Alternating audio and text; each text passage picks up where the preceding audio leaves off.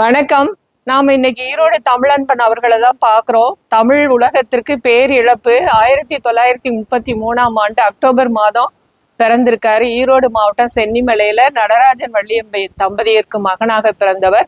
இவருக்கு தமையர் 2, தம்பியர் 5, தங்கை 1 பாக்குறோம். சாந்தகுமாரிங்கிற பெண்ணை திருமணம் பண்ணியிருக்காரு. பாப்லோ நெருடா, பாரதிதாசன் என்ற 2 மகன்களை பெற்றவராக இருக்காரு. இவர் கரந்தை கல்லூரியில படிச்சிருக்காங்க. சென்னை பல்கலைக்கழகத்துல முதுகலை படிப்பை படிச்சிருக்காரு. அண்ணாமலையிலையும் படிச்சிருக்காரு. தனிப்பாடல் திரட்டுங்கிற நூல்ல ஆய்வு செய்து முனைவர் பட்டம் பெற்றிருக்கார். பொதிகை தொலைக்காட்சியில செய்தி வாசிப்பாளராகவும் பணியாற்றிருக்கார்.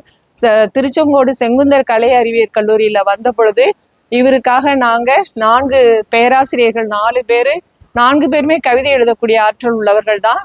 நாங்க அந்த நிகழ்ச்சி தொகுப்பை பார்த்துட்டு உங்களுடைய தமிழ் உச்சரிப்பு, கவிதை நயம் இதெல்லாம் பார்க்குறப்ப நீங்க தொலைக்காட்சியில தமிழ் சொல்லி கொடுக்கறதுக்கு உங்களை எல்லாம் அனுப்பலாம்னு சொன்ன அந்த பாராட்டு நான் பெரிய பாராட்டா நினைக்கிறேன்.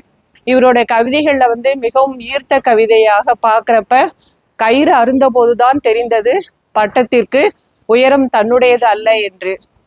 இந்த கவிதையும் ரொம்ப நல்லா இருக்கும். வணக்கம், நன்றி.